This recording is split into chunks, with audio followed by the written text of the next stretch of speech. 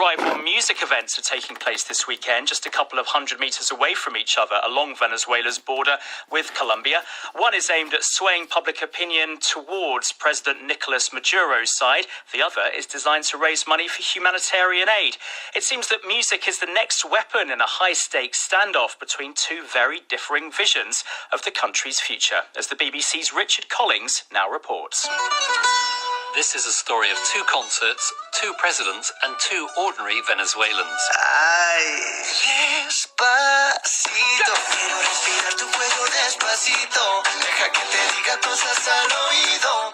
In a few hours' time, Luis Fonsi, known the world over for this very catchy tune, will sing alongside other big names at a concert to raise money for humanitarian aid for Venezuela. But just meters away, a rival concert being staged by Nicolas Maduro, currently one of Venezuela's two presidents, is also planned. This is set to be a symbolic duel, a fight that goes to the very core of Venezuela's future. Juro. Presidente encargado de Venezuela. A month ago, Juan Guaidó, the leader of Venezuela's National Assembly, declared himself interim president. He was swiftly endorsed by the United States, which has sent food and medical help. But so far, this aid has sat in shipping containers on Colombia's border with Venezuela. It's being blocked by President Maduro, who has ruled since 2013. Things were good for Venezuela when the oil price was high. Mr. Maduro's predecessor, Hugo Chavez, was credited by his supporters for training more doctors and for setting up a socialist-inspired state where healthcare and education were free for all.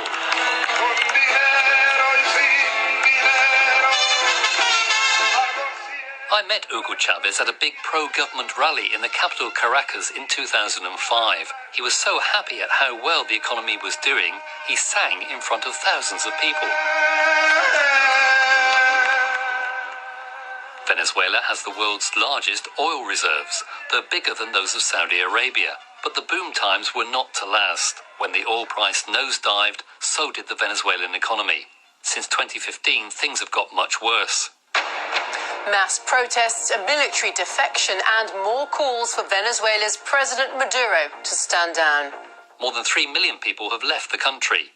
The universal healthcare system has collapsed. Supermarket shelves are empty, and there's hyperinflation. President Maduro says the country does not need medical or food aid, but many Venezuelans have to do whatever they can to survive. Brian used to run a business fixing computers. As you will hear, he also speaks near perfect English. But in the border town of San Antonio, close to Colombia, he cannot find any work. To support his family, he now makes small meat pies called arepas and sells them in the street, but not for much. At the moment, I'm working on the streets, selling some food or whatever. Maybe sold some arepas or candies in the streets. I sell everything in the morning. Just with the food, maybe I make $1 or $2 a day. To live here is really bad because you wake up in the morning and you're thinking about how much money can I do today or tomorrow, what can I eat today, because not every day you can eat the basics. When did the situation change for you? The situation changed when Maduro arrives on the power, and the next year that was like a roller coaster. The economy fall down a lot. Petróleos de Venezuela, Sociedad Anónima PDVSA. A promotional advert for state-owned oil company PDVSA. That was from a few years ago when the economy was doing relatively well. Maria is an engineer working in the oil industry. Despite economic sanctions biting hard on Venezuela, she's managed to keep her job with an international oil company. Maria says she's lucky enough to have been almost immune from the crisis because of her well-paid job.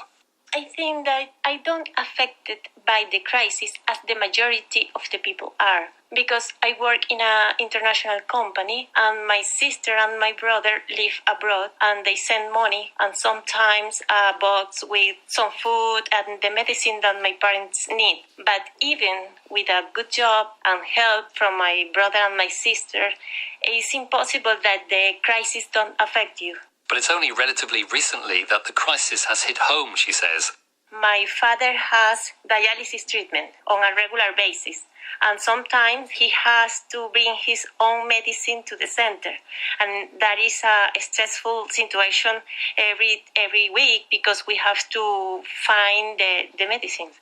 Can I ask why you and your family have decided to stay in Venezuela? Why haven't you left like 3.5 million other people have left?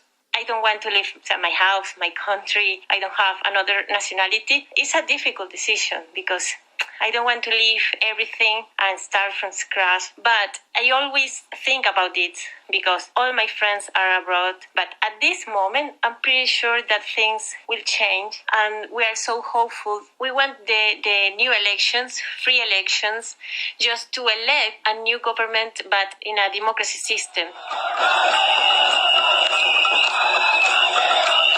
New demonstrations in Caracas over the past week have again seen thousands of protesters gather on the streets, supporting both sides. It's a sign that the battle for Venezuela's future is far from over.